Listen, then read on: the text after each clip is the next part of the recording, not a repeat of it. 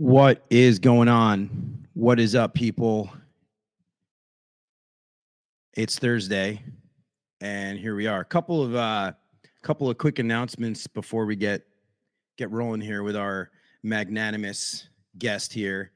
First off, some of you guys, a lot of you guys actually saw a post from earlier on today. I guess the way Facebook posts things. Anyway, it looked like I was starting a new job or something. I am, but it's a volunteer role. I was recently voted into the board of the North Texas, the TACA, North Texas chapter, so Texas Air Conditioning Contractors Association, and so it's a pretty big honor. I'm really I'm honored and really cool. Kind of, I'm really excited about making a difference. I'm really excited about contributing to this amazing community of contractors and trying to help the industry just get better. And so really honored for that. I'm wearing a hat right now. This hat is actually the Vandaliers, and they're really popular, but they're a local band here in DFW. Cool members, really enjoy their music. I have one of their albums, really neat. So I decided to wear their hat, and I was talking to them earlier. They're pretty big time. I mean, they play all over the place. They tour. Very cool band. I encourage you guys to check out Vandaliers. They have a really unique style. It's not quite any kind of genre. It's like part country, part like punk, part like everything. They're just a really cool band, really cool music. Definitely encourage you guys. So glad I got those out of the way. Without further ado, I have a gentleman here who, for a lot of you, actually needs no introduction at all. He is, I'll let him introduce himself. His name is Devon Murphy, and welcome to the stage, the Devon Murphy. Sir, how goes it? That feels, it goes well. That feels a little bit unnecessary. I'm not that awesome. You make me feel really awesome, though, and I appreciate the compliment. You're awesome to me, man. I appreciate you're awesome to me. When I first made the move out to Indiana, I'll never forget. I got this text from I got a Facebook message from some guy who I didn't know saying, "Hey, man, I've been through exactly what you're about to go through. And if you ever need someone to talk to, please feel free to shoot me a message or give me a call." You sent over your phone number. And I remember sitting and reflecting on that conversation and being like, God damn, I wish I was like this guy. To not only reach out to somebody who he doesn't even know, who's going through something, and be like, "Hey man, if you ever need to chat, just because I'm that great of a guy, feel free to reach out." Yeah, well, we had some good conversations at that event in Vegas, and yeah, you had said, I felt for you, family, moving to a whole nother state, and relocating, that's tough. And I went through it, and it's a tough thing. And I know that a lot of people who came from, I won't say the States, but came from certain places and to go to other places, it's, you got to start all over again. And I'm glad that you've really flourished. So tell everybody, like, who the heck are you, dude? Oh God, I hate this question. I don't know where to start. So my name's Devon. I just turned 30 years old this year. I have a beautiful wife, Tiffany. We've been together. Actually, we're coming up on our 10 years together here in just a few days. And I have two young boys. They're about to be 7 and 9. Absolute beautiful, wonderful boys. Just to give you the quick abridged version, I would say I started in HVAC. I'm on my 7th year of HVAC. I started with All Heart Heating and Cooling, formerly known as DS Heating and Air, out in Los Angeles, California. Dylan Rucker gave me the opportunity. I started off as an appointment generator, worked my way into service management, then worked my way into sales, worked my way into more of a operations role, transferred, in between unofficially, and then transferred out to Indianapolis, where I took on an operations role officially, and then ended up becoming a training project manager for a very large company. Ran into call by call, ran a rehash department, got shit canned, and had to start my own business. For just being honest. You say had to start your own business. And I get it. Like maybe in your mind, you're like, man, I gotta do this, right? Yeah. I mean, you could have just went and worked for another outfit, but something drove you to want to go out on this endeavor. Yeah. It's something that I think back to that whole situation, and I'm a terrible employee. I really am. I have some guilty as skills. Charged. Yeah, just I have guilty some as skills. Charged. I have some skills, man, but I needed to work for myself, and I'm actually really grateful. There's some people there that after that happened, it probably wasn't the cleanest of cuts, and people are probably pretty upset, but I'm very thankful for everybody over there. They're all great, wonderful people who taught me a lot, and I'm very thankful for the opportunity that I now have in front of me. I started this business with my buddy Andrew. We're now he's one of my best friends, and we're just happy to be traveling around and helping contractors, and it's a good time. So yeah. So interestingly enough, when I first met you, I remember you telling me, "Now you're a young buck, man. You're only 30, right?" So yeah. I got a couple of the old spins around the sun on top of you here, but it's funny because you had said to me that you had built and designed and made an operations manual for in-home services, right? But basically an operations manual. And I was like, wait, hold on. You wrote one? And you're like, yeah, I wrote one. And I was like, wow, that's pretty neat. I mean, it's a great accomplishment. And I was like, this is a guy I want to talk to. This is a guy I want to know more about. Like you built your own. I mean, actually you inspired me to write because I wrote a sales training platform, and I'm of course it was something I did every day anyway, but I was really impressed by that. But yeah, so I appreciate it. Yeah. So your company that you started is called Reignite, right? It's Reignite Sales Solutions, Reignite Sales Solutions. Reignite Sales Solutions, and this is interesting to explain what you do, because this is not like anything that people do. This is something next level. So, yeah, we do kind of a lot of stuff, surprisingly. So we started off, it's funny because it's evolved since we started. We started off and we were like, what the fuck are we going to do? I don't know. I need to make money. I just got, let go. Let's figure this out. And so we started off by doing some generalized trainings, and we ended up evolving into a rehash, appointment setting, and virtual call-by-call company. So I have, virtual call coaches that work with me now. We service quite a few companies, actually, ranging from Alabama to Texas to California to Massachusetts. We're kind of all over the place. We run call-by-call. We help start call-by-call. We run rehash. We help start rehash. We have manuals written for rehash, call-by-call, appointment setting, sales. We have scripts. We have everything under the sun. I haven't come out and marketed it. I've been very, very lucky. I have a Rolodex that I've been able to pull from. And then also in addition to that, I've just, had some really great connections, people like yourself who've helped me start.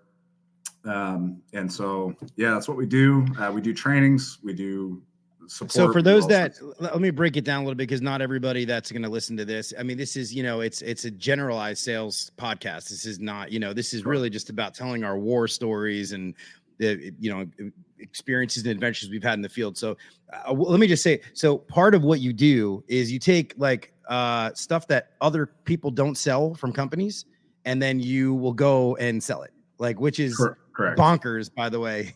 You can go into any company and say, like, we're an outsourced sales team, and we can take the stuff that's falling off the plate, and we can put it back on the plate. Yeah. And what's awesome, I'm going to throw a little plug in here for myself, if that's okay. What's awesome is we have one company that's 143% year-over-year growth. The only change that they've had is implementing our assistants. We have another one that's like 43% above as well. And if you track the actual data, the opportunity hasn't increased as dramatically as the revenue and sales have, but we've been able to capture somewhere between 15 and 20% of all unclosed estimates, and so that's kind of really helped. You're just letting people. You're doing more. You're letting them do more with less, which is what people want these days. Yes. And again, this is not a business building podcast, but it's sales related to a point where it makes sense to talk about it.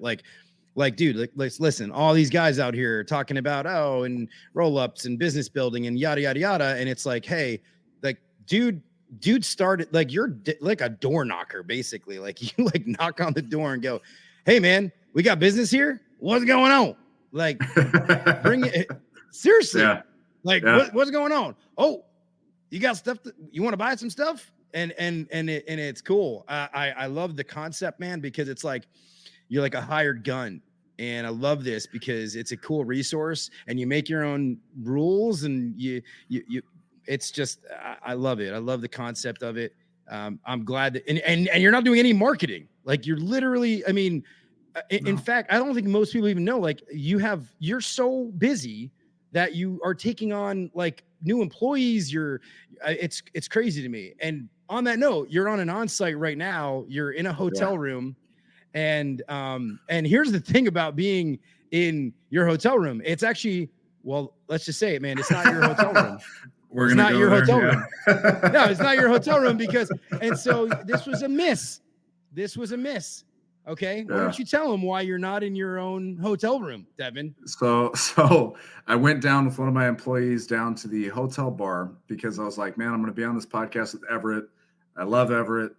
And I got to impress the guy, with some stories. He told me like 3 hours ago, I had to come up with some shit. So here we are. Yeah. And so I went down. To be fair, it was not 3 hours ago. To be fair, it was, I had a scratch. It was like 12 hours ago. Okay. It was not 3 hours ago.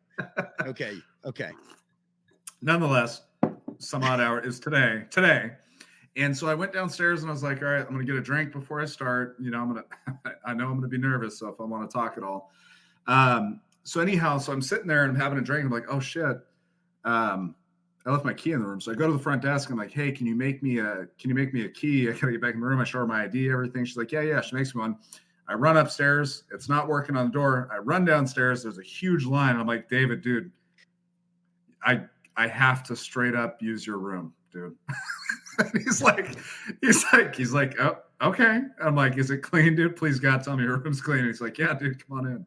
So shout out to David Cox. Thank you for letting me use your room, dude. So Dan Baker says, if you want to impress him, roll up your sleeves. LOL. Yeah. I like it. And Devon Paul Lee says, yo, it's Devon either way hair. So that's actually funny. So we did a training for their company, Gens Ryan, out and hopefully I'm allowed to say that, out in Minneapolis. And he's a service manager there, and he's also Devon. And so he's balding. I think by choice he shaves it off. And he's like, so they were trying to decipher the two of us. We got Devon with hair, Devon with no hair. And I told him I'm going to be joining him because this hairline's backing up on me. So you'll be all right. You little Rogaine in there. So Devon, you spent like a lot of time in the field, like as like running sales calls, and also like as a door knocker, basically, right? You've done a lot of work. So you've got some exciting stuff. I mean, years, right? I mean, you spent years out in the field until you transitioned over into the operations role. So I'd be interested to hear, because you most of your business that you were on the road, you were in Los Angeles, right? Correct. Yeah. So I was very, very fortunate. Dylan Rucker gave me the opportunity. I tell everybody this: HVAC saved my life. Dylan gave me an opportunity to save my life, and I'm very grateful for that. So, but yes, most time in LA. Can I ask you something? And I don't want this. And if you don't want to answer it, you don't have to. But you say that the sales, this Dylan Rucker, the HVAC saved your life. Can you divulge, like, what do you mean, like, it saved your life? Yeah, so I know this podcast is more for like fun and stories, but let me. No. It's not just fun. It's about life-changing lessons that we learn in the field and about our experiences. And again, if you don't feel comfortable, please don't. But I'm curious. I would happily share. So I had my kids young. My two boys, I was 20, 21 when my first son was born. And I got to give my wife a shout out for sticking through me through all the bullshit that we've gone through together in the last 10 years. But in 2018, about 4 years into our relationship, I was, bounced around from job to job, bounced around from business to business. And I was really trying and tried starting my own businesses. And I did a lot of stuff. And I always had a very limiting belief in what I deserved and what I was capable of. I mean, I dropped out of high school the first time. I had to go back to a continuation school to graduate. I had no formal education. I had kids young. I had no skills, no trade, no nothing. And so I had this belief that my life was always going to be a poverty type life. We lived in a fucking trailer. We had a well go bad. We had all sorts of stuff that led us to being homeless in 2018. And in 2018, I moved down to Lancaster, California, which is in Los Angeles County. It's already Los Angeles, but it's north of Los Angeles. And I applied everywhere. And dude, when I tell you nobody would give me a job, I mean, nobody would give me even the opportunity to interview. And DS Heating and Air, I put in my application, like whatever, like, I've always said I'd never get into HVAC, and I went and I interviewed with a guy named Scott, little guy, fucking hilarious guy. And he gave me a shot. And when I say they saved my life, here's why. I remember showing up to my first day, embarrassed about the job that I got, which was an appointment setter going into Lowe's home stores to set appointments as a 24-year-old man. I sat in that parking lot in my car after experiencing a Christmas where I couldn't get my kids, the toys that they wanted. I couldn't provide for my wife the way that we wanted. It created some contention, obviously, by good measure, because I'm failing to be a provider like I should have been. And I sat in that Lowe's parking lot and I almost didn't go in. I almost just left, dude. No action actually was taken, but I really contemplated thinking like, man, my family, my wife, my kids would have a better life if she found a different man and I just fell off the face of the earth. They would be better off. And so I don't know what happened, but I sat and I thought about it and I thought to myself, well, like here's to one last fucking, I think we timed out there for a second, but anyway, here's to one last shot, right? Like, let me just give it one last attempt. So I went in, I took a shot. I set 4 appointments my first day. They got a sale or two. You can see David there in the background. Thanks for letting me use your room, dude. And he's going to sneak out of the camera view. So after that happened, this is impromptu. After that happened, it's all good. And after that happened, I went in and I said, oh my God, like I made a couple $100 in commission. I set a couple of appointments. Like this, I might actually be able to do something here. Like it's not enough, but it's something. Fast forward 5 months, I had gotten us into a townhome. Fast forward a year after that, fucking homeless to townhome to having a house in Los Angeles that we rented with a pool and a spa. My kids telling me, hey, we have too many toys this year, Daddy. We have too many toys. And I fucking cried, dude, because I was like, thank God I was able to actually provide something, and maybe I am worth something. You know what I mean? So. Wow, what a motivator! What a motivator to you had your why. Your why was really, and my why is really the same. And it might sound cliche, but I think there's a lot of people out there that their why is not their family. Their why is not their kids. Their motivations are very different. And I once had this sales manager who asked me, he said, what's your why? Like, what drives you? Like, what are you trying to accomplish?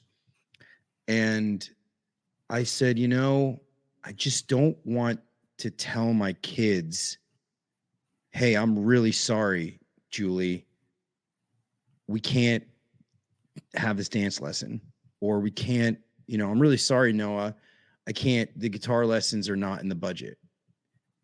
It wasn't about, I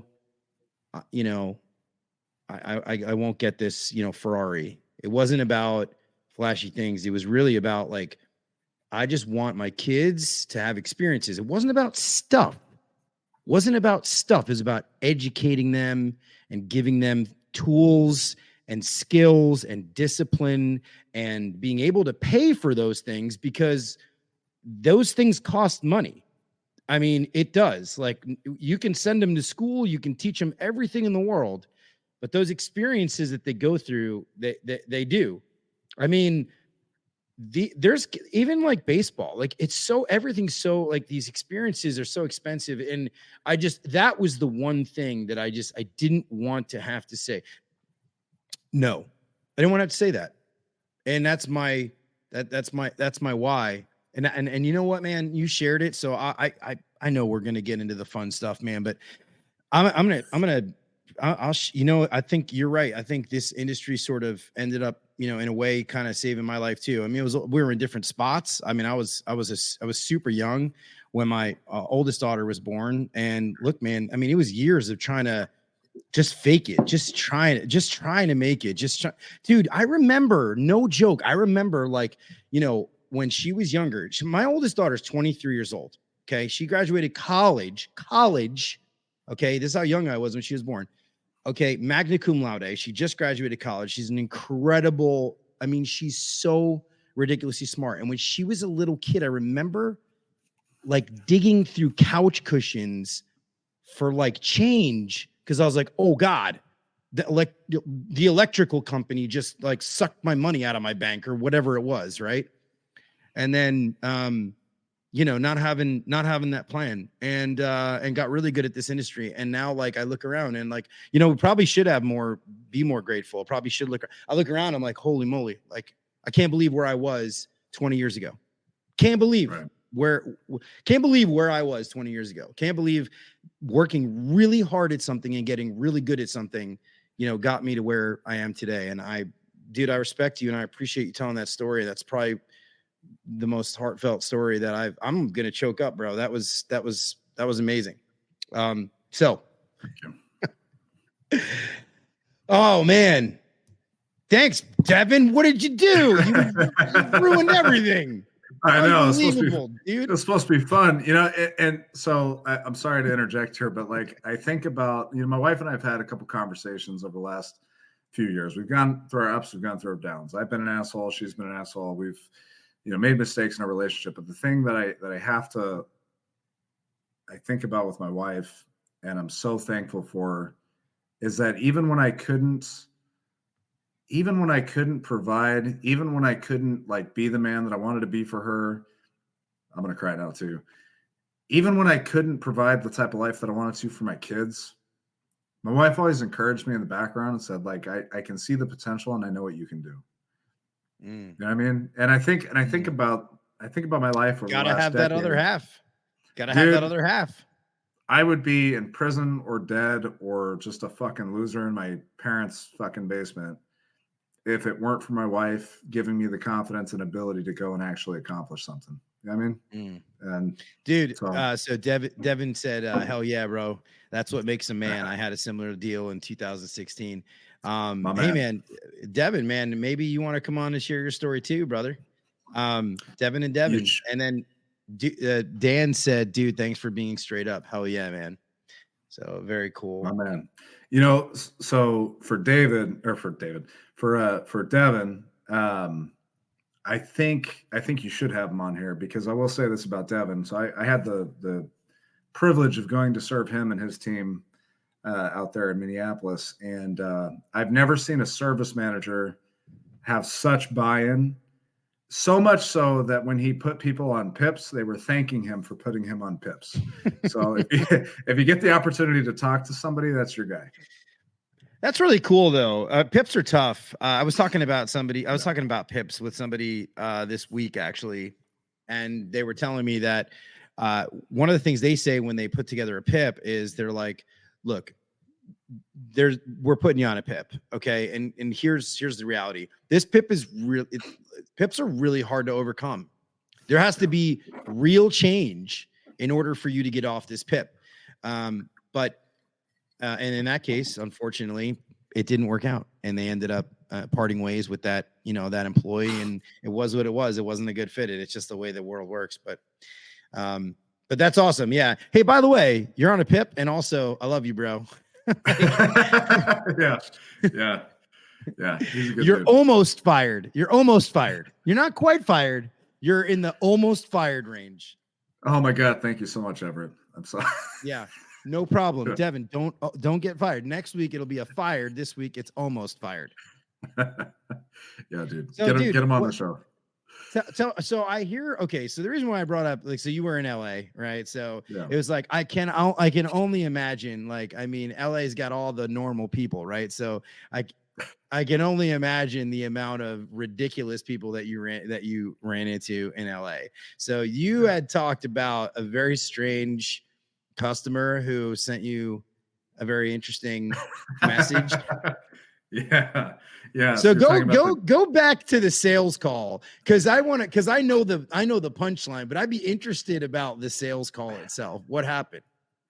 So this is, you know, what's funny? What's funny about the whole thing is it's probably my fault. The more that I think about it.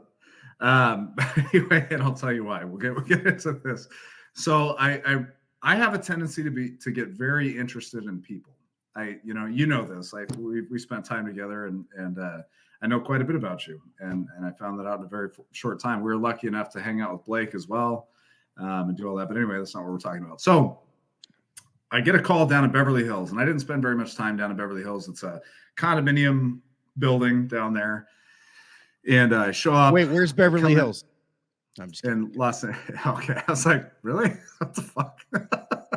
Anyway, so I show up down in Beverly Hills, and I didn't get the privilege to go down there very often, so I was excited. You know, I'm going to go down here, and I show up to this building, and we're on like the third or fourth floor. We've got a condenser up on the rooftop, and we've got a electric heater actually in a closet there, electric heater and air handler there, and so I'm going through him. I'm doing some discovery with the guy. I'm talking to him about potential replacement, maybe just doing a whole bunch of different options. You know, I think we didn't have a service tech at the time, and so Dylan was like, "Just fucking figure it out, dude." So that's where I want to be. Oh yeah, good song, Beverly Hills. Anyway, moving on. So I show up there, and I'm like admiring this guy's art. I'm like, dude, the art's beautiful. Like, tell me about this piece. Tell me about this. Because I was actually genuinely interested, because I've never seen, like, I'm not an art guy, but I had never seen such realism and such beautiful art. And he starts talking to me. And then we started talking about teas, and we started talking about all this other shit. But then we got into like a deep conversation. So he's a psychiatrist down in Beverly Hills. And he, you know, does a lot of work with celebrities and a lot of that stuff. And we were having this conversation. I was like, man, you know, that's psychiatry is something that's always fascinated me, because I'm trying to figure myself out. And I kind of told him a little bit of my story, not as deep as I've told you guys. And I told him about all the things I was struggling with, and spirits, ghosts, and orbs. Anyway, yeah, for real though, fucking crystals and the whole deal. So anyway, so I'm down there, and I'm talking to him about like, hey, you know, I'm trying to figure myself out. These are the books that I've been reading. This is the life that I'm trying to manifest for myself, because I'm into that. You can judge me if you want. You know, this is where I came from, and this is where I'm trying to go. And we had this really deep, meaningful conversation. And I complimented him. I was like, man, you know, thank you for listening. You're such a cool dude. And thank you for sharing all this stuff about yourself. And we just had this really great conversation. So I ended up selling like a replacement of that electric heater and the coil, but not the condenser, which I'm a fucking stickler for. We always sell the whole system, but he was just like fighting me on it. So I followed up with him a little bit later. I was like, hey, man, thank you for the opportunity, this and that. I said, hey, have you given up on this project? Like, what's going on? Like, talk to me here. And then he's like, it's such a great sales line. That's from Exactly What to Say. Have we given up on this? Yeah, exactly. Yeah. Have we given up on this? And I learned, and I think I'm paraphrasing. I think I learned that line later, but it was something along those lines. Yeah. And so we're texting back and forth. We're laughing. And we continued. We picked up the conversation that we had before. And I'm like, dude, this fucking guy's awesome. And then he sends me a shirtless picture, flexing in the mirror. And I'm like, oh, that had to have been an accident. And I just was like, all right, I'm just going to kind of ignore it. And then a couple minutes later, he sent me a picture of his bank account. And then a couple minutes later, he sends me, what did he send me? He sent me some other photos of like his other properties and shit. And I was like, oh no, how do I handle this? Like, I have no issue with this at all, but like I started doing some self-reflection. Like, did I fuck this up? Like, did I give him a cue? I mean, I told him about my kids. I told him about my wife. I told him about my life and my why and all this shit. And I learned his. And anyway, he ended up texting me. He's like, because I didn't say anything because I was fucking floored. I remember showing the whole office, being like, dude, look at this. And he texted me like maybe an hour or two later. And he's like, sorry, that was an accident. Or was it? I was like, fuck, dude, I'm I gonna still check. don't know how to. I'm gonna check the no box. Yeah, I checked the no box too. And I ended up What texting him the- back. Dude, it gets better. So I ended up texting him back and be like, I get it. So about that condenser, because I was still like, fuck, I'm getting the sale, dude. And So he sends you a nude. He sends you a basically, picture of his bank account, which I don't even get that. I don't even understand that. He sends you a picture of a nude, a bank account, and then his other properties. Okay, so he's flexing, and he's like, "Hey, Devon," and then you're like, "Hey, you want to buy that other thing?" yeah, like, wait, hold on, let me go back to this condenser. Maybe we'll go out to dinner, but just buy this. No, I'm just kidding. Oh So man. what's funny about that, dude, is it gets better. It gets better actually. So I ended up, kind of just like, brushing that one off and just like trying to move on and move forward. Well, anyway, he ended up writing me a bad review later for not following up and not being responsive and all this kind of shit. What? And that was after a couple more photos had taken place and I had not responded. What? Yeah. Dude. No way. Yeah, dude. Yeah. And the best part is I go back and I tell my wife about that, and I showed her the bank account, and because I mean, I'm not gonna lie, dude, the dude had dough, and my wife was like, flirt with him a little, see if he'll buy that condenser. Yo. I love my wife. And he wrote you a bad review? Yeah, he ended up writing me a bad review. I can't remember if it was a bad review or he ended up texting me. It was something negative, being frustrated that I wasn't following up, and he complained. And I think it was a general bad review to the company. Dylan would probably remember better than I do. But wow. But yeah. Dude, people are so. And I guess the concept there was like, if he writes a negative review about you, then like if you ever said anything like, oh, well, this guy's a whack job. He sent me all these like pictures, but like, no, what are you talking about? I even wrote you a bad review and you sucked and blah, blah, blah, blah, blah. I would never send you anything. That's not my phone number. That's not my bank account. That's not me. That's not me. And then, dude, I honestly, wow. Honestly, I fucking thought it was hilarious. Like I enjoyed the whole experience because it was just funny to me, It was very flattering. Honestly, can I be honest with you? It was very flattering. I was like, oh. It is flattering. Yeah. I've had some dudes like, like then I'm like, I say the same thing. Like, well, was it my fault? Like, did I, hey, what did I do in this situation? That reminded me of something a long time ago. Do you remember a restaurant called Bennigan's? Yeah. So back in the day, I worked at, this is 20 something years ago, 25 years ago. I was like a young buck, but I waited tables and I hosted and at Bennigan's, and I really enjoyed that job. Actually, it was kind of formative. And I remember like at the very end of the night, one night, there was this guy and he was a psychiatrist. And I remember this because he was having conversations with people and he got progressively more drunk as the night went along. And I just remember he was very well put together. He was very well dressed. And he was clearly drunk and he was clearly sad. And I remember seeing him sitting in the foyer. This moment in my life is so crystal clear. And I went out there to talk to him and I was like, hey, man. And I'm like 18, 19, something like that. And I go out there and talk to him like, hey, man, you okay? Like he's waiting for a cab, I think. And his car was there. He had to leave it there. And he was like, he looked up to me. He was like, you know what the problem with women is? And I said, no. Well, I actually don't know. And I was just trying to be understanding. And he goes, we miss them. Ooh. Dude, like I remember it like it was yesterday. We miss them. And when he said we miss them, he was saying like, my heart's broken. I cared about a woman. She's no longer with me, and I miss her and I love her. And it formative. Yeah, Changed my life. Yeah. dude. Yeah. Oh, Psychiatrist. I think about that. Well, that's the crazy part too. He's a psychiatrist. He knows all the coping. He knows what to do, right?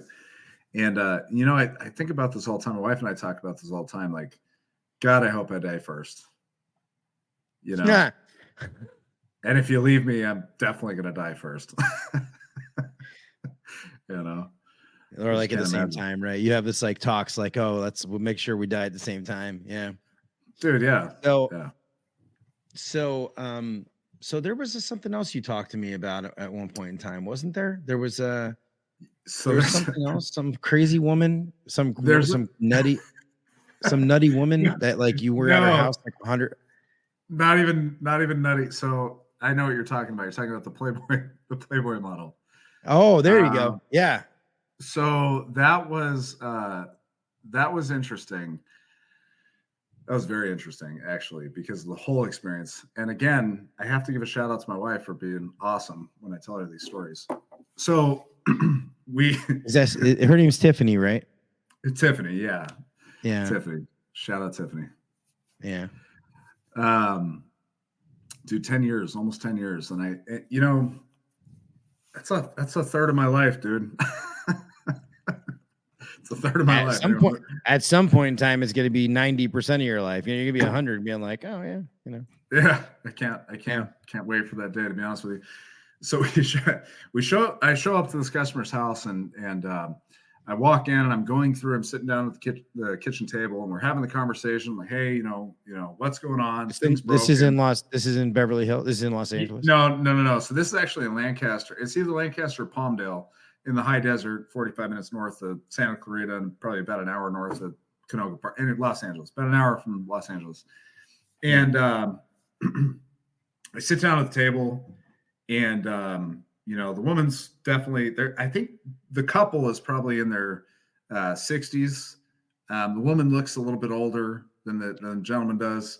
And so I think she was probably like late 60s. He was probably like late 50s, early 60s, something like that. And we're having a conversation. Everything's going well. And I'm talking about, replacing the system, kind of what's going on. We're, going through the discovery, going through all that kind of stuff, having a great conversation. They're hilarious, very hilarious couple. And then she stops mid, like, I think I'm halfway through like my discovery questions. And she goes, did you know I used to be in Playboy? And I'm like, yeah, I did. I have the issue clearly from 1967. Yeah. yeah. Clearly. I know exactly what you're talking about. I think at this time I'm like a 24, 25-year-old, 2020. So yeah, 26 years old. And so she's like, all right, well, let me show you something. And the husband's like, all right, let's show him. And I'm like, what the fuck? What do I get to see? So let me show you this room. So we walk into the room, and I don't know how vulgar I can get on this thing, so I'm gonna try and stay. You can say whatever. Actually, there's 4 rules, by the way. Yeah. And one of the rules is, don't worry about it. You're good. The rule is, if you're offended, then you're the problem. That's one of the 4 rules of this podcast. So you can say whatever you want. And if somebody's offended, it's their problem. And if they have a problem, you direct message me, you comment, and then you tell me, I'm so offended. I'm going to say, you're the problem. Well, it's not like I'm running for president anytime soon. So anyway, I got 5 years before I'm old enough. So we walk in the room, and there's beads hanging in front of it. And I go through the beads, and boobs everywhere. That's a good visual. There's boobs all over the place. Everywhere. So when you say boobs, you mean like there's like photos of them? Full nude blow-ups of magazines, of everything under the sun that she had done with Playboy was just everywhere in this room. And as I'm sitting there and I'm like, oh my God, how do I get out of this room? Mostly because I'm really uncomfortable, because not gonna lie, you were actually kind of hot back then. Right back in the 70s. Back in the 70s, you weren't too bad. You were an item. And this is just really weird to be standing next to your husband looking at your boobs, to be honest. And but they didn't care. But see, they didn't care. He was proud to say, like, look at my wife. Yeah, he wanted you to look. He wanted you to look. He wanted you to look, dude. He wanted you to look. And she was super proud. They're in their 60s. The prime of their life is kind of passed them by, and they're like, here's a young buck. Let's show them all the boobies. And here they are. Yeah. Let's show them the boobies. I was waiting to see his it's like, fuck, when is that coming? So anyway, so then they pull out all the issues of the Playboy that she's in. And while we're standing in this room, and I'm gonna be honest with you, Everett, I did not know how to get the fuck out of this room. And I'm like, because I know you're trapped. Well, you're still in that room, actually. Yeah, I'm still in the room. Yeah, still in my head. Yeah, And it's funny because I told my wife about that. And she's like, damn it, I wish I was there. I'm like, God, I love you so much. So they open the magazines and they start showing me the issues of all the things that she had done. Anyway, long story short, I ended up getting the sale. So I unfortunately had to look at boobs for 40 minutes. And I got the sale. So here we are. You know what I like to, what's funny to me is that and I'm not talking like Playboy models. I'm talking like regular couples where they'll have, like, I guess, what are they called? What are the boudoir? Oh, I don't fucking know. My wife could tell you. Bordeaux. Whatever. Fuck it. I don't even know what they're called. Yeah. They're like these photos and all like racy and everything else. And it's like the couple. It's like I love when they have them like hanging out. And what's funny is like a lot of these couples have like kids. And like you're walking through their house and you go into the room and you're like, and it's like, I mean, they're everywhere. I mean, they're all over. I'll never forget walking in this one house and I'm like, there's a bunch of kids, blah, blah, blah. And you go into the master bedroom and there's like in all the glory, these like boudoir like pieces. And I'm like, this is really interesting. Dude. In fact, one time I went to go look at a house. This is years ago. And we were like, these like owners like trying to sell their house, and they had like a bunch of boudoir, like all, these, how do you pronounce it? I don't even know idea how you pronounce it, but anyway, they're everywhere. And like, we're sitting there trying to talk to them and I couldn't like focus. I can't even think because I'm like, you're basically naked right behind you. Like there you are, you're naked and you're behind you. Like I can't have a serious conversation and negotiate the price of this house because a naked you is right behind you. And here's the thing. Like, I get it. Like it's a big industry. Like I know that there's like a famous photographer that lives near me. And like, this is what she does. Like she does these like crazy boudoir. Well, geez, I don't even know what the heck I'm saying, but anyway, these photo shoots and like she's booked up for months. She's booked up for however long. Like, cause I have a friend who like looked into it and they were like talking about it, like, oh yeah, we tried to get an appointment with her and like she's booked out for months. And I'm like, this is like the weirdest thing in the world to me. But I get it. Like couples want to do it. The thing I don't get, like I get it, like keep it in an album. The thing I don't get is that you hang it with your kids in the house. Dude. It's weird. Dude. It's weird. Yeah, it's very weird. Yeah. Anyway, I don't want to go too far, but yes, it is very weird. No, we can go. See, Devin, you're not understanding the purpose of this podcast. I understand. Okay. All right. So go far. My wife gave me a pep talk and she's like, just so you know, you stay, So anyway, Tiffany gave you a pep talk before this podcast and she said, you have to stay PG. You already are. It doesn't matter. You're fine. Yeah. My wife told me. She told me she knows me. She's like, I know you. Like you're gonna take it too far. Just here's the thing. You've been on a bunch of podcasts. Okay.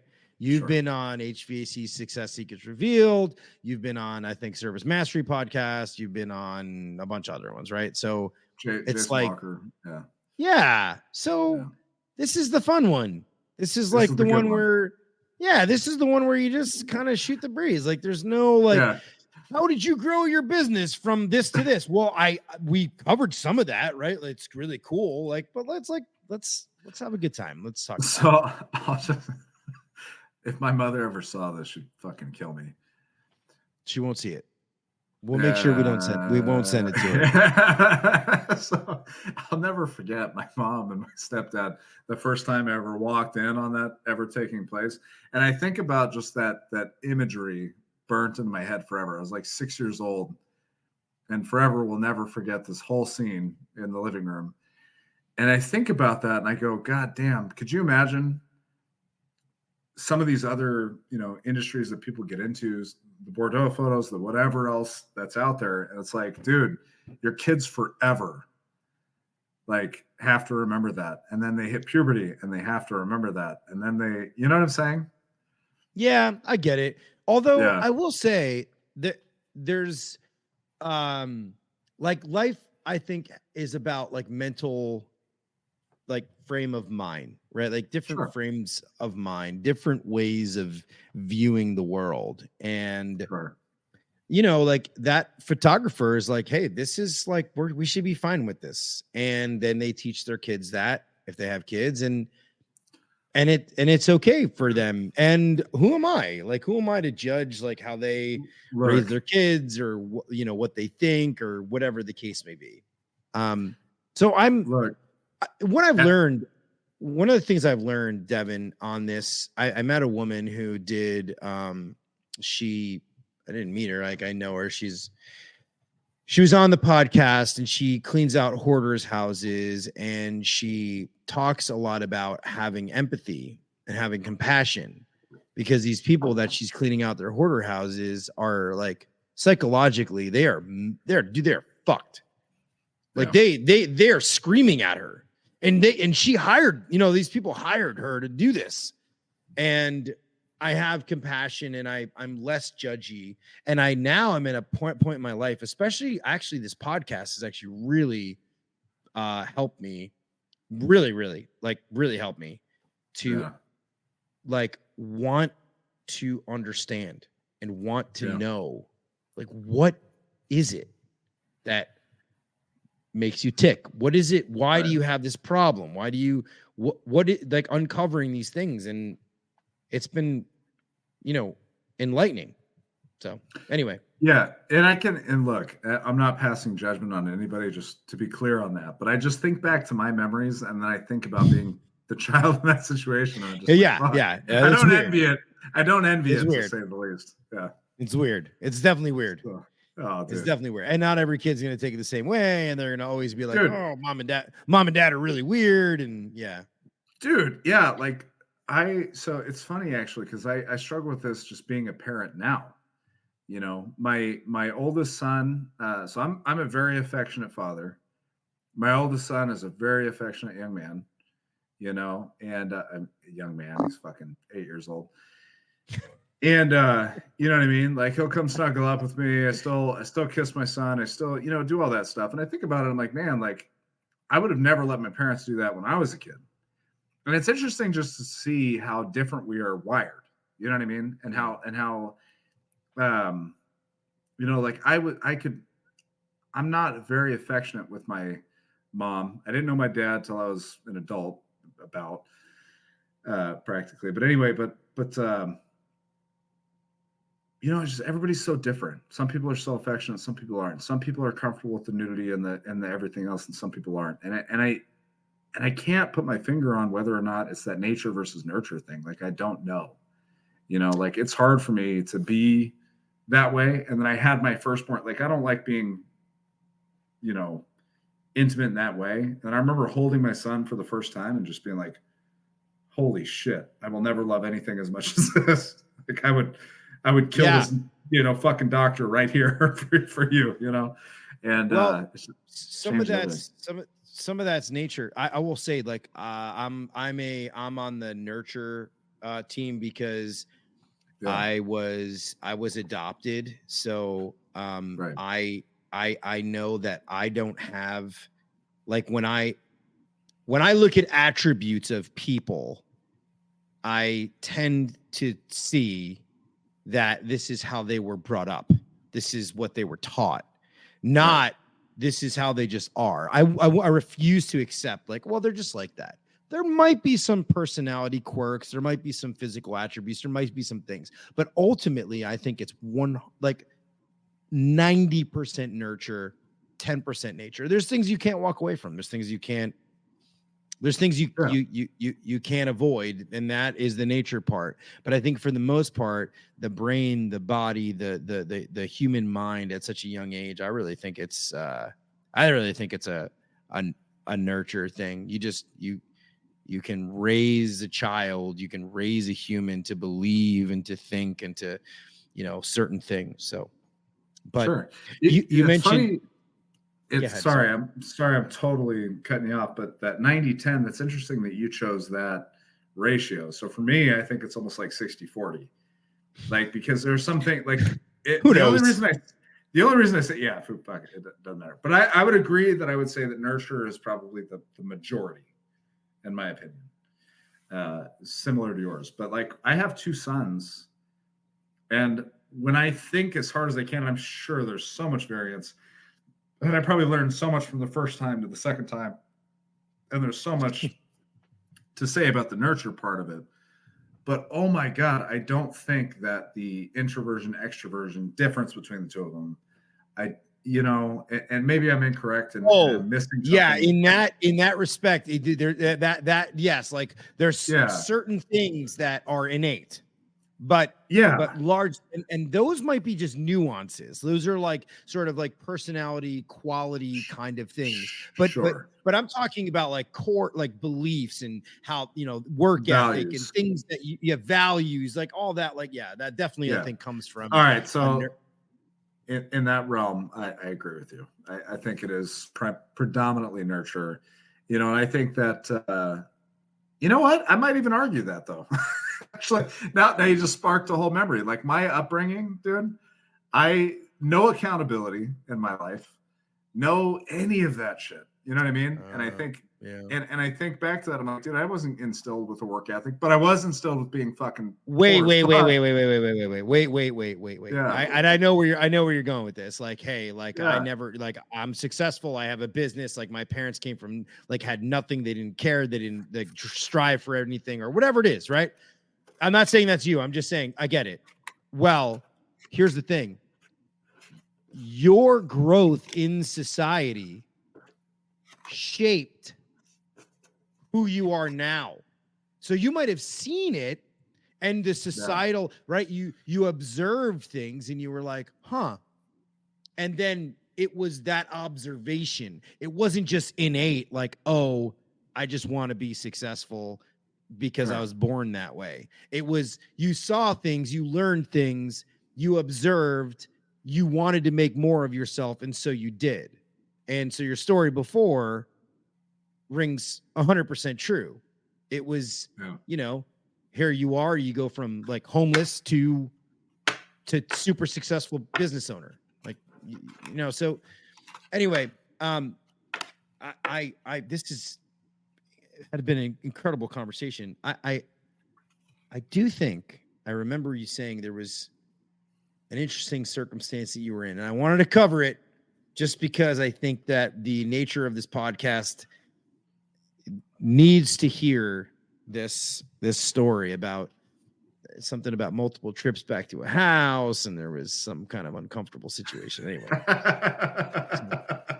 Okay. I know what direction you're going. So bathrobe lady. And not to be confused with Lady in a Robe, which was like episode 2. This is a different story. This is a different robe. Yeah. So bathrobe lady. I went back and forth. I had to do return visits with her. How'd the call start? Like what happened? All right. So here's how the call started. And again, this is another situation that definitely stroked my ego a little bit. And I had to go back and tell my wife and be like, your husband's actually desirable. But anyway, so nonetheless, so I went to this call and I remember opening the door and I remember it's a woman probably in her 40s. And she opens the door and I shit you not, like opens the door and very blatantly is like, right, gives me that up and down look. And I've been working out, just kidding. But anyway, so she invites me in. We go through the call and had other contractors out there. And I really had to work with this woman. I remember like there was so much going on. There was like a poor credit situation. I remember that, the system was complex. The ductwork needed replaced, and so did the AC. And I had to explain to her, like, yeah, these other companies are going to come in and they're probably just going to try and replace just the AC. Your furnace is already 20 years old. They don't want a Frankenstein, blah, blah, blah, blah, blah. All the fucking sales shit that you go through. And then also I remember taking static pressure and be like, look, like your static's high, the ductwork's leaking, you have breathing issues, all this kind of stuff. And so we had this great conversation. And she tells me, hey, look, I love everything you're saying. I think I'm going to go with you. And I tried every objection handling option in the book. And she was like, look, I need you to come back on Friday. Okay, that's fine. I'll come back on Friday. It's fucking Wednesday or whatever it was. And so I come back on Friday and I'm here to get the contract signed. She knows I'm coming. It's not like a morning appointment. It's not like a late night appointment. It's like a 2:00 in the afternoon appointment.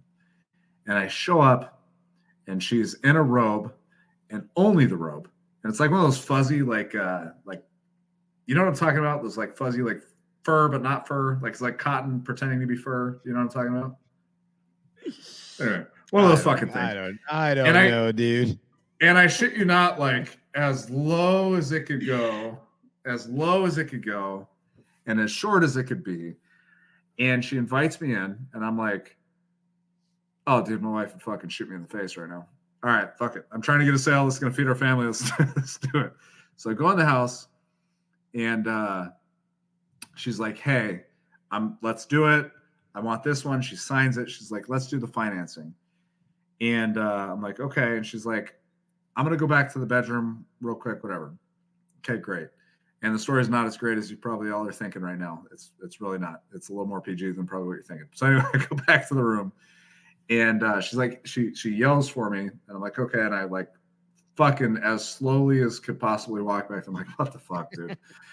I walk back there, and she's sitting on the bed, and she's like, all right, like hand me the iPad, whatever. So I hand her the iPad. She's like, go ahead. I'm like, she asked you to sit down. She asked me to sit down. And okay. I said, no, I'm going to stand right here. God, I remember telling my wife this story. Anyway, I just remember her reaction while I'm telling her the story. She's like, fucking bitch. Anyway, so I sit down, or I don't sit down. I stand up, and I'm standing there, and she's like, yeah, sit down. And I'm like, no. I tell her twice, no. And she goes, I don't bite. And I'm like, I just like pause, and she's like, unless you want me to. And I was like, sick, because she was not cute at all. I'm like, sick, not that if she was cute, I would have done anything, Tiffany, I swear to God. But anyway, anyway. hold on. Let me back this up. So I tell her, I'm like, all right, I'm going to go stand out there. You go ahead and sign that. Let me know if you have any questions. And so I go back into the living room. And anyway, that's really the whole story. It's not that great of a story. She was intentional about wanting to get you back and freshening up and making sure that she was in a position where, Doug, it wasn't even a freshen up situation. It was like, hey, I'm coming back. I'm going to sit down. And she's like, I don't bite, And I'm like, oh my God, dude. Yeah. She wanted some Devon. She wanted some Devon, apparently. And what's funny is, like, again, I'm 26. I'm 180 pounds. Like, I'm just so young. Whatever. Anyway, it's not like I'm cute now, but it's just funny to think that it was an ego stroke, and it made me feel really good. I'll tell you that. Of course. I mean, anytime you're desired and everything else, it's good. Yeah. It doesn't matter. Yeah. So let me, I got to ask you, every podcast, I ask the same question, and Okay. it may not be easy to answer because there was other episodes where it wasn't so easy to answer. What is the one experience, the one call that you've ran, the one person that you've sat with, had a sales call with, had a conversation with, that lives with you, that you've internalized perpetually, and that has changed your life? Jane Bishop. Okay. Oh boy. Jane Bishop. So,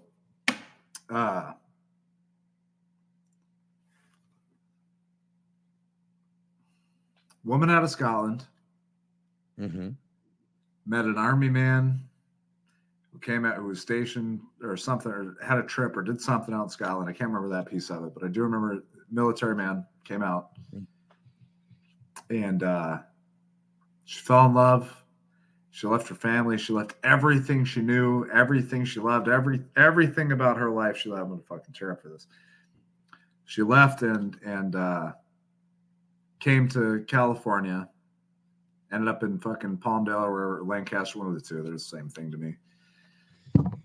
And I remember I came about a year after he had died. And I sat with her and we had a great conversation. She told me about everything that had happened since her husband had died, with the plumbing, with the electrical, with this, with that, with, the air conditioning now while I was there, and how hard it was for her to navigate this life without her husband. And, the people asking her for extra money or taking advantage, or the fucking shitty water heater install, or, all the garage door, she had to come get replaced and she got taken advantage of. And, I ended up being able to help her. We did a full system install. We did duct work. We did everything for her, but it opened my eyes to how much power we have over homeowners, especially those who are elderly, women who have been widowed, those who just don't know. And it opened my eyes to, we have a true responsibility to serve the community and the people in front of us and do a good job and not take advantage. And, and not that I was ever somebody who took advantage. I mean, in the beginning, I'm going to be honest with you. I had to change my mindset when I first got into sales and I first made money and went, holy shit, I can provide for my family and I'm fucking desperate and I'm homeless and holy shit, everybody buy shit. You know what I mean? And then I got to a point where I truly believe it was Jane Bishop who taught me, I have a fucking responsibility. I have a responsibility to do the right thing, regardless of the outcome for myself, for my clients. And I have a responsibility also to fight, regardless of their past experience with contractors, to make sure they do the fucking right thing. And I have a real opportunity to help somebody. Go ahead. But what was it about Jane? Because this is and when I see you say this, when I hear you say this, it's there's something about this woman that changed you. Yeah. It had to be her. What was it? What is it about this woman that changed you? Because we've seen customers get ripped off all the time. We see it. We go in, we help them out. But what is it about her? What moved you about her? Was it the story about her coming here? Was it the fact that she was, widowed, or was it just all of it? Dude, it was all of it, but it was also when I first walked in, she greeted me with a smile. She had been ripped off, but she treated me like I was her best friend. She fucking fed me a cinnamon roll, that she had just baked, Sure. Which obviously, the way to a man's heart is through his stomach, right? Yeah. And she told me these stories about her life. And then she asked genuinely and cared genuinely about my life and my situation and everything that I had that had happened throughout my life. And I remember telling her honestly, like, you know, and to be honest with you, even on the other podcasts that I've been on, I've never been so honest or vulnerable with the fact that, dude, like, I never amounted to shit. I lived in apartments in a fucking trailer. And this is the first time I'm ever saying that on a podcast. Like, I was a fucking loser, dude. Mm. And I remember talking to her and telling her that, you know, about my situation, where I came from, where I was going. And she just gave me so much guidance and so much love and so much acceptance and just non-judgment. And I remember sitting there and looking at this woman and be like, God, how could anybody treat this woman with anything other than the utmost respect? And not only that, when I came here today, when I got the call on my board, and I looked at the call on my board, and I looked at the age of the system, and I looked at the situation, and I looked at the fact that it was an older woman who I know is going to like me, I fucking saw dollar signs when I showed up. And then I was humbled very quickly to realize, like, God damn, like, I can't be that way. Mm. Wow. So. Wow. I did. That was, you know, I put myself into your shoes right there because I've met those women, especially women. And I'll tell you why. Because she was a widow, and I think there's a propensity for widows in general, right? Women who don't have men around the house to do things, and, you know, they ordinarily, like, maybe it's a small task, but they call a service company because they, you know, they used to have a husband that did it for them, and now they don't have a husband that does it for them. They have to call the service company. And sometimes I think that we're too dismissive. We're too fast. We don't take the time. We don't drink the Kool-Aid. We don't have the glass of iced tea. We don't listen to what they're saying. And I know it's not, you know, again, I know this is not a business building kind of thing, but the reality is that, like, the better you listen, the better you identify the, you know, I mean, this woman, you know, shaped you and changed you in a way that, is really remarkable. And I'm glad that sits with you, because I have so many of those that live in my mind, and that's actually the main motivation behind this podcast. Was I have so many of these women that you're talking about that live, like, right in here, that have completely shaped and changed the way that I view the world.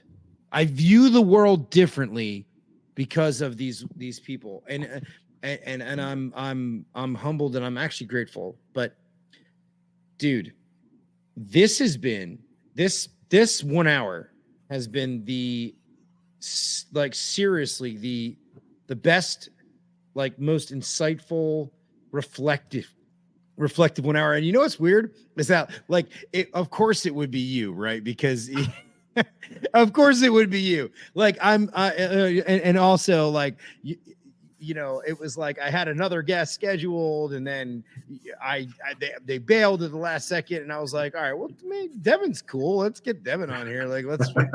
And so I'm ever grateful. So plug your business one more time, because you're getting a business plug right now. How can people find you? So before I do that, I just want to say thank you, and thank you for the opportunity. And I also want everybody to know just how much of a stand-up person Everett really is. You know, when we talk about, like, a customer that changed my life, we talk about people that changed my life. You changed my life in a way for wanting to just be better. Just a better friend, somebody who, like, doesn't know somebody. Because, yeah, we met in Vegas, but we met in Vegas after you sent me that message. I don't know if you remember that.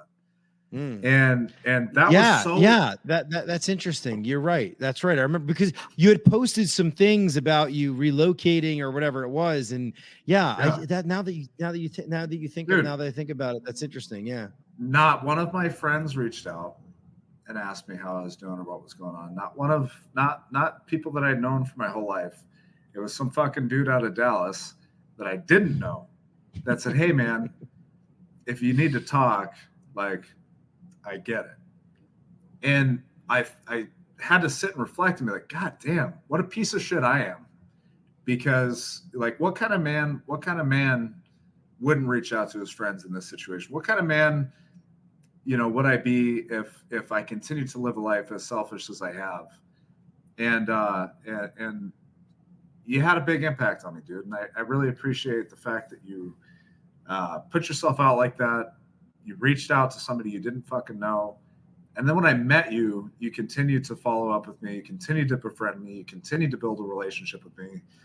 And every time, it's also crazy too about Everett is every time I say something good that's going on in my life, when I talk to other people, I have some friends now. I'm very fortunate now to have some friends that celebrate with me. But the first person to do it 3.5 years ago would have been Everett Lapel saying, "Man, I'm so happy for you." Not comparing, not talking about what he did. "Man, I'm so happy for you. How can I help?" So just want to point that out. So if you want to find me, I'm not going to let you fucking talk because I'll cry. If you if you want to find me, reignitesales.com. Devon, Devon, at reignitesales.com is my email. Devon Murphy on Facebook. But again, what we do on-site trainings. We set up call-by-call in-house. We set up call-by-call where we actually do the call-by-call. We set up rehash. We set appointments. Even if you don't want our services, if you just want free information, like I geek out on this shit and I'd love to give it to you. So, and if I get an opportunity to build another friend like Everett, I'd be happy to do that as well. Ordinarily I end this podcast on like a little message, talking about, the next episodes and all this kind of stuff, which I have some great stuff coming up. I'm not this. I'm going to end it like that. Guys, awesome. Devon, dude, I love you, bro. That was really heartfelt. Very cool. Reach out to Reignite, and we will see you next week. All right. See you. Bye, buddy.